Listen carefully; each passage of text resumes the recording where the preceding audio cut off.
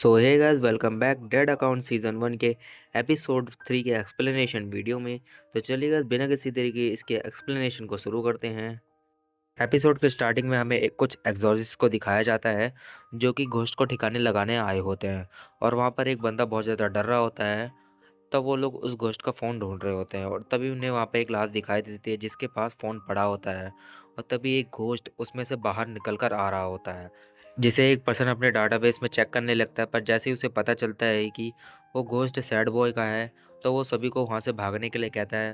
पर इसमें बहुत ज़्यादा देर हो चुकी होती है और वो घोस्ट उन्हें ब्लू फ्लेम से मार देता है। तब अज़ाकी हमें बताता है कि इस घोस्ट का अकाउंट नेम सैड बॉय है और हमारे पास इसकी तब की इन्फॉर्मेशन नहीं है जब ये ज़िंदा था। और हम जैसे स्प्लिट मीडियम की सोसाइटी में ये बहुत बड़ा और पावरफुल एनिमी है। और हाँ सोजी, ये वही घोस्ट है जिसने तुम्हारी बहन को मारा है। इसकी पावर ओनी भी है जिसे डीमन फ्लेम भी कहा जाता है। और ये इस तरीके का कर्स फ्लेम है जिसको कोई भी टच करता है उसकी लाइफ फोर्स भी छीन लेती है। तब सोजी कहता है, रुको ज़रा, मरने से पहले इनकी आंखों से भी खून निकला था जैसे कि अकारी की आंखों से निकला था। पर एक मिनट, तो इसका मतलब मेरे पास भी वैसी ही पावर है जैसे उस घोस्ट के पास थी जिसने मेरी बहन को मारा। आखिरकार ऐसा क्यों? और ऊपर से मैं इतनी खतरनाक पावर को कुकुरू के साथ लड़ने में इस्तेमाल कर रहा था। तब अज़ाकी कहता है, ये तो तुम सही कह रहे हो, पर यह अच्छी बात है ना कि कोई भी मरा नहीं। तब सोजी कहता है, पर आखिरकार मैं क्यों नहीं मरा? तब अज़ाकी कहता है, शायद ये इसलिए क्योंकि ब्लू फिश भी अपने खुद के पॉइजन से नहीं मरती है, तो तुम भी अपनी ब्लू फ्लेम से नहीं मर सकते। तब सोजी कहता है, ये तो सच में बहुत सारी इन्फॉर्मेशन है।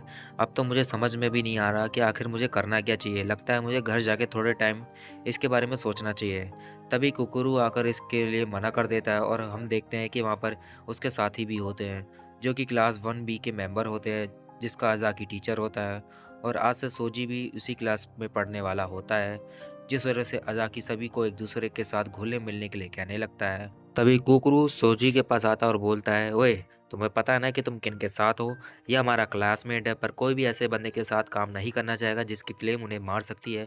पर फिर भी हमें इस पर नज़र रखनी होगी। ये सिचुएशन तो सच में बहुत ज़्यादा घटिया है। तब रेनरी बीच में आ जाता है और कुकुरू की बातों के लिए सोजी से माफ़ी मांगने लगता है और उसे समझाने लगता है कि जब वो कुकुरू को अच्छे से जान जाएगा तो उसे समझ में आ जाएगा कि वो कितना ज़्यादा अच्छा पर्सन है। तभी ह्योरी भी सोजी से बात करने आ जाती है और उसे बताती है कि कुकुरू इसलिए नाराज़ है क्योंकि सोजी ने उसे मारा था। और ह्योरी को ये बहुत अच्छा लगा था। तब सोजी ये देखकर बहुत ज़्यादा हैरान होता है कि एक डॉल उससे बात कर रही है।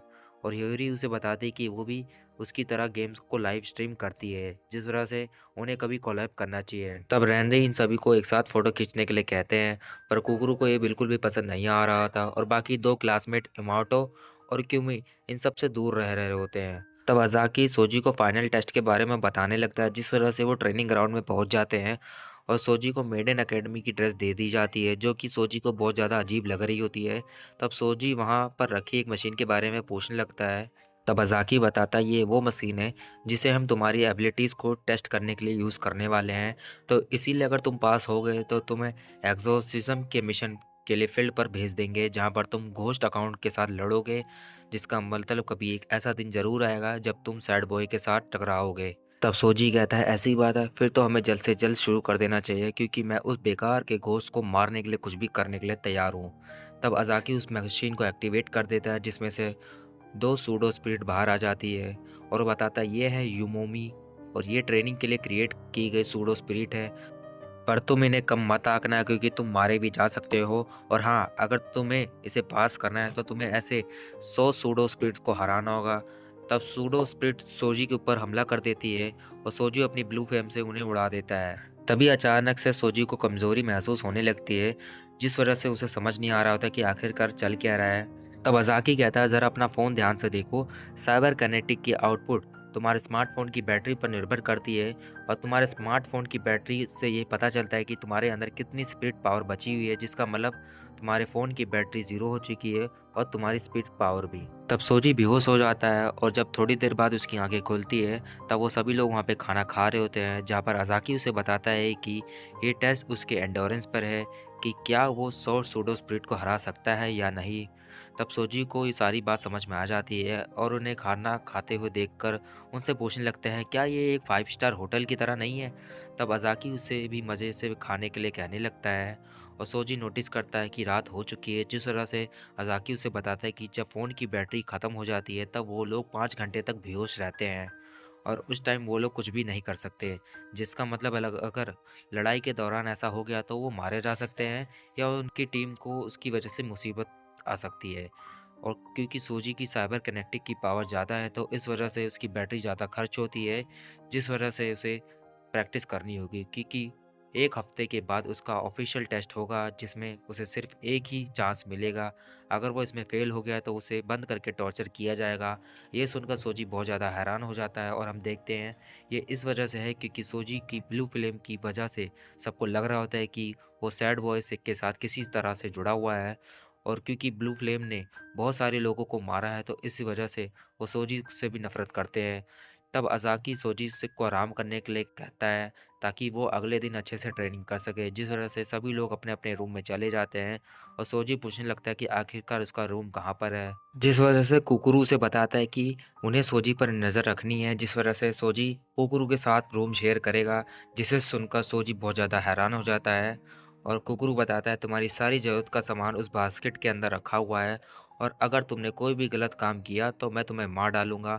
मुझे पता है कि तुम्हें पक्का यही सोच रहे होगे कि आखिरकार तुम मेरे साथ कैसे फंस गए हो, तो तुम चिंता मत करो क्योंकि मुझे भी ऐसा ही फील हो रहा है। तब सोजी कहता है कुकुरू प्लीज़ मुझे ट्रेन करो ताकि मैं अगले हफ्ते के टेस्ट से पहले अपनी साइबर कैनेसिस को कंट्रोल कर सकूं। तब कुकुरू कहता है मुझे एक फ्लेम बैटर से ये उम्मीद नहीं थी कि आखिरकार कोई उस बंदे के सामने क्यों ही झुकेगा जिसने उसे मार मार के उसका बुरा हाल कर दिया हो। क्या तुम्हारे अंदर कोई प्राइड नहीं है? तभी सोजी कहता है मुझे मेरे प्राउड की चिंता नहीं है, मुझे बस इतना पता है कि मैं कमज़ोर हूँ और तुम बहुत ज़्यादा स्ट्रॉन्ग हो और यही चीज़ मैटर करती है। तभी कुकुरू कहता है चिंता मत करो, मैंने पहले ही तुम्हें ट्रेन करने के बारे में सोच रखा है क्योंकि अज़ाकी सेंसे ने मुझे ऑर्डर दिए हैं। तब सोजी उससे बहुत ज़्यादा खुश हो जाता है और कुछ टाइम पहले का सीन दिखाया जाता है जहाँ कुकुरू अज़ाकी से पूछ रहा होता है कि आखिरकार सोजी को ट्रेन करने की जिम्मेदारी उसे क्यों दी गई है, जिस वजह से अज़ाकी उसे समझाता है कि वो क्लास रिप्रेजेंटेटिव है। तब कुकुरू कहता है आखिरकार आप ये क्या कर रहे हो, आपको पता है ना कि मुझे फ्लेम बैटर से नफरत क्यों है, तो क्या आप ये सब मुझे गुस्सा दिलाने के लिए कर रहे हो? तब अज़ाकी कहता है मुझे बस ये लगता है कि तुम्हारे और सोजी के लिए ये सही रास्ता है और तुम्हें तो पता है ना कि मैं कभी तुमसे झूठ नहीं कहा। तब कुकरू को अज़ाकी की बात माननी पड़ती है, पर कुकरू को अभी भी ये लग रहा होता है कि सोजी डर के मारे वहाँ से भाग जाएगा क्योंकि उसके अकॉर्डिंग सारे फ्लेम बैटर ऐसे ही होते हैं। तब ये रात को सोजी को नींद नहीं आ रही होती है, जिस वजह से वो कुकरू को पिलो फाइट के लिए कहने लगता है, पर कुकरू उसे मुंह बंद करके सोने के लिए कहता है। तब अगले दिन सोजी की ट्रेनिंग स्टार्ट हो जाती है, जहाँ सोजी पूरे पावर से सूडो स्प्रिट से लड़ रहा होता है और उसके फ़ोन की बैटरी भी बहुत जल्दी ड्रेन हो रही होती है। तब कुकरू कहता है तुम अपनी फ्लेम को फुल पावर पर यूज़ कर रहे हो तो तुम्हें इसे थोड़ा सा कंट्रोल करना पड़ेगा। तब सोजी कहता है कि आखिरकार मैं ऐसा कैसे करूँगा? तब कुकरू बताता है स्पिरिट पावर तुम्हारे मेंटल स्टेट से इन्फ्लुएंस होती है, तो कुछ ऐसा इमेजिन करने के बारे में सोचो जिससे कि तुम उसे कंट्रोल कर सको। जैसे कि जब लाइटर के अंदर फायर लगी होती है तब उसे थोड़ा स्लो करना या फिर किसी कैंप फायर की आग को बुझाना। तुम्हें खुद के लिए कुछ यूनिक सोचना होगा और जब तुम ऐसा कर लोगे तो तुम अपनी फ्लेम को कंट्रोल कर पाओगे। तब सोजी को कुछ समझ में नहीं आ रहा होता है, जिस वजह से वो बैटरी ड्रेन होने की वजह से बेहोश हो जाता है। तब दूसरा दिन स्टार्ट हो चुका होता है और सोजी की क्लासमेट उसकी ट्रेनिंग को देखने के लिए आ जाते हैं, जहां हम देखते हैं सोजी अभी भी अपनी फ्लेम को कंट्रोल नहीं कर पा रहा होता है और इमोटो को भी लगने लगता है कि सोजी इतनी जल्दी अपनी फ्लेम को कंट्रोल नहीं कर पाएगा क्योंकि होरुई को भी अपनी पावर को कंट्रोल करने में 6 महीने लगे थे।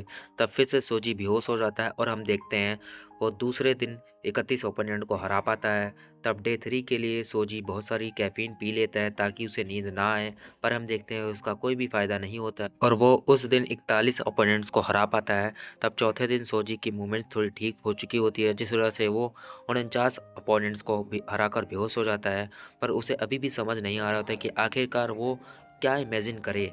तब 5वें दिन सोजी सिर्फ 38 अपोनेंट्स को हरा पाता है। जिस तरह से छठे दिन कोकरू उसे डांटने लगता है और उसे जल्द से जल्द कुछ यूनिक सोचने के लिए कहने लगता है, पर सोजी को कुछ भी समझ नहीं आ रहा होता है और हम देखते हैं अब वो सिर्फ 44 अपोनेंट्स को ही हरा पाता है। जिस वजह से सभी को लगता है कि सोजी टेस्ट को कभी पास नहीं कर पाएगा। तब रात को सोजी फिर से होश में आ जाता है और अपना सिर पकड़ के चीखने लगता है क्योंकि उसे समझ में नहीं आ रहा होता है।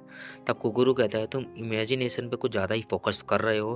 तुम बस कुछ ऐसा सोचना कि जो तुम्हें हकीकत लग सके और तुम्हारी बॉडी उसे स्वीकार कर सके। तब सोजी कहता है, पर आखिरकार मैं ऐसा कैसे करूँगा? फिर वो कहता है, चलो ये छोड़ो, अब मानू खाने पर फोकस करते हैं। तब कुकरू कहता है, तुम्हें एहसास भी है कि तुम किस सिचुएशन के अंदर हो। कल तुम्हारा टेस्ट है और तुम्हें पता भी है अगर तुम फेल हो गए तो तुम्हारे साथ क्या होगा, पर फिर भी तुम यहाँ पे मज़े से खा रहे हो। तुम्हें ये मजाक लग रहा है। तुम्हें पता है ना कि जो लोग तुम्हें यहाँ पे देखना नहीं चाहते हैं वो तुम्हें ज़िंदा काटने के लिए तैयार बैठे हैं, जिस वजह से वो तुम्हारी हड्डियाँ तक चीर देंगे। तब सोजी कहता है, रुको ज़रा कुकरू, मुझे ऐसा लगता है कि मुझे घर जाना चाहिए। तब कुकरू कहता है, मुझे लगा ही था। फ्लेम बैटर बहुत ज़्यादा बेकार होते हैं क्योंकि वो एक थ्रिल से दूसरे थ्रिल की तरफ जाते रहते हैं। तब सोजी कहता है, मुझे अभी अभी याद आया कि अकारी की मेमोरियल फ़ोटो और उसकी एसेस मेरे घर पर रखी हुई है और मुझे अभी अभी याद आया कि मैंने फ्रंट डोर को लॉक नहीं किया क्योंकि तुमने मुझ पर हमला कर दिया था। तो क्या तुमने उस दरवाजे को बंद किया था? तब कोकरू कहता है, आखिरकार मैं ऐसा क्यों करूँगा? तब सोजी कहता है, फिर तो ये बहुत बड़ी मुसीबत है, कहीं कोई घुसकर मेरी बहन की फ़ोटो ना ले जाए। तब कोकरू कहता है, तुम्हें इस टाइम इस चीज़ की चिंता हो रही है? तुम्हें तो बस इसकी चिंता होनी चाहिए कि कल तुम मर सकते हो या फिर तुम यहाँ से भागने की तैयारी कर रहे हो। तब सोजी कहता है, कौन कह रहा है कि मैं यहाँ से भाग रहा हूँ और आखिरकार मैं ऐसा क्यों करूँगा? यही तो एक चीज़ है जिसकी वजह से मैं जी रहा हूँ, जिस वजह से मैं ये नहीं करूँगा। तब अगले दिन वो दिन आ जाता है जब सोजी टेस्ट देने वाला होता है और पूरा स्कूल टेस्ट देखने आया होता है, जहाँ पर कुछ टीचर्स भी उसे नहीं चाह रहे होते कि डीमन फ्लेम वाला लड़का यहाँ पर रहे। जिस वजह से नाजो टीचर अपनी मशीन को एक्टिवेट कर देता है और सोजी भी अपनी फ्लेम के ज़रिए सूडो स्प्रिट को हराना स्टार्ट कर देता है, पर उसकी फ्लेम की आउटपुट बहुत ज़्यादा होती है, जिस वजह से हम देखते हैं कि 20 स्पिरिट को हराने के बाद ही उसकी बैटरी 50% तक पहुंच जाती है। जिस वजह से टीचर्स बहुत ज़्यादा खुश हो रहे होते हैं क्योंकि एक हफ्ते में कोई भी साइबर कैनेसिस को यूज़ करना नहीं सीख सकता है।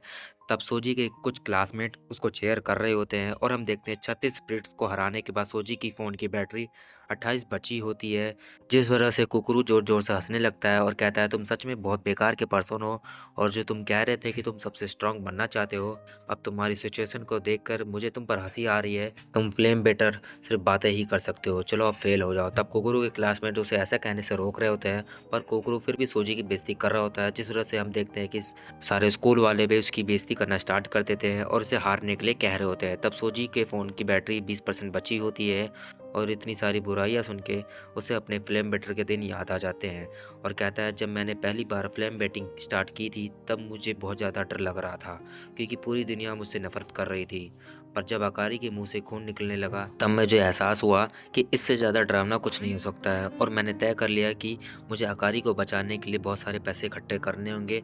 तब लोगों के हेट भरे कमेंट मुझे वरदान लगने लगे क्योंकि उनकी मदद से मैं पैसे कमा सकता था और उसी मोमेंट में मुझे एहसास हुआ कि मैंने अपने दिल के अंदर की फायर को कैसे कम कर सकता हूँ। तब सोजी उसी चीज़ को याद करके अपनी फ्लेम के आउटपुट को कम कर लेता है, जिससे देखकर सभी लोग हैरान हो जाते हैं और अज़ाकी को भी समझ में आ जाता है कि सोजी ने उस यूनिक इमेज को ढूंढ लिया है। तब हम देखते हैं कि सोजी ने 79 स्पिरिट्स को मार गिराया होता है और धीरे धीरे बैटरी ख़त्म होने से पहले 100 स्पिरिट्स को हरा देता है, जिससे कि उसके क्लासमेट बहुत ज़्यादा खुश हो जाते हैं। तब अज़ाकी कहता है, तुमने सच में बहुत अच्छा काम किया कोकोरू, तुमने क्राउड को इसके अगेंस्ट में ले जाकर इसे फ्लेम बेटर वाले जोन में पहुंचा दिया, जिस वजह से ये उस इमेज को बना पाया जो कि आग को कंट्रोल कर सकती है। तुम दोनों सच में बहुत कमाल के पेयर बनोगे। तब एक टीचर नाजो को ये बिल्कुल पसंद नहीं आता है, जिस वजह से वो सूडो स्प्रिट को मैक्सिमम आउटपुट पर सेट करके ज़्यादा स्प्रिट को सोजी के पीछे भेज देता है, जिस वजह से सोजी और ज़्यादा स्प्रिट के साथ लड़ना स्टार्ट कर देता है और पूरी तरह जोन में खोकर 161 स्पीड को हरा देता है, जिसके बाद सूडो स्पीड बनने वाला डिवाइस बंद हो जाता है और हम देखते हैं सूडो स्पीड को हराने का सोजी ने एक नया रिकॉर्ड सेट कर दिया होता है। तब अज़ाकी कुकरू और सोजी को साथ काम करते हुए देखने के लिए बहुत ज़्यादा एक्साइटेड होता है, पर कुकरू अभी भी एक फ्लेम बेटर के साथ काम करना नहीं चाह रहा होता है। तब अगले दिन सोजी क्लास में जाकर देखता है कि उसे वहाँ पर मैथ और बाकी कुछ भी पढ़ना पड़ेगा, जिस बात पर उसे बिल्कुल भी यकीन नहीं आ रहा होता है और रेनरी उसे बताता है कि अगर उसे कोई भी मदद चाहिए तो वो उसकी मदद ज़रूर करेगा। तब रेनरी सोजी के साथ फ़ोटो लेने लगता है और ह्योरी भी बीच में आने लगती है। तब सोजी अपने क्लासमेट की साइबर किनेसिस के बारे में सोचने लगता है और ह्योरी इस बात पे बहुत ज़्यादा खुश होती है कि सोजी को टॉर्चर नहीं किया गया, जिस वजह से सोजी कुकुरु को इसके लिए थैंक यू कहने लगता है। पर हम देखते हैं कुकुरु अभी भी उसकी बेइज्जती करने लगता है क्योंकि वो पागल होके फिर से बेहोश हो गया होता है। तब क्यूमी कहती है ये सब कुछ इस वजह से हुआ क्योंकि जिनके पास भी ऑफेंसिव साइबर किनेसिस होती है उनकी पर्सनैलिटी बहुत ज़्यादा टेरेबल होती है। जैसे कि तुम खुद को देख लो कुकुरु, आखिरकार मेरी क्लास में एक और अटैक टाइप क्या कर रहा है? ये तो सच में बहुत बड़ा सिरदर्द वाली बात है। तो कुकरू क्यूमी से कहता है मुझे इसके साथ कंपेयर मत करो क्योंकि मैं इसके जैसा बिल्कुल भी नहीं हूँ। सोजी एक बुरा आदमी है और मैं बहुत अच्छा। तब वो दोनों आपस में बहस करने लगते हैं और सोजी को समझ में नहीं आ रहा होता कि आखिरकार वो बुरा कैसे है। तब अजाकी वहाँ पर आ जाता है और सबको बताता है कि उन्हें एक मिशन मिला है जिस वजह से उन्हें सिटी में जाकर घोस्ट अकाउंट को ठिकाने लगाना होगा और ये सोजी का पहला मिशन होने वाला है, जिस वजह से अजाकी सोचने लगता है कि आखिरकार वो इसे किसके साथ टीम अप करे। तब सोजी कहता है क्या मैं अकेले नहीं जा रहा हूँ? तब अजाकी कहता है बिल्कुल भी नहीं, ये बैटल मॉन्स्टर स्पेक्टर और ह्यूमंस के बीच में है तो इसीलिए तुम अकेले नहीं जा सकते हो और वैसे भी एग्जोसिज्म एक टीम वर्क है। तब सोजी कुकुरु और क्यूमी को देखकर यह सोचने लगता है कि आखिर यहाँ पर टीम वर्क कैसे हो सकता है। और तब उन लोगों को देखकर अजाकी को भी आइडिया आ जाता है कि उसे सोजी को किसके साथ टीम अप कराना चाहिए। और गाइस इसी के साथ ये एपिसोड यहीं पे ख़त्म हो जाता है। तो गाइस आप कमेंट करके बताना है कि ये एपिसोड आपको कैसा लगा और इस एपिसोड की एक्सप्लेनेशन कैसी लगी। अगर अच्छी लगी हो तो एक लाइक और कमेंट करना मत भूलना। तो चलिए गाइस मिलते हैं एक और नई एक्सप्लेनेशन वाली वीडियो में। अभी के लिए टेक केयर, गुड बाय।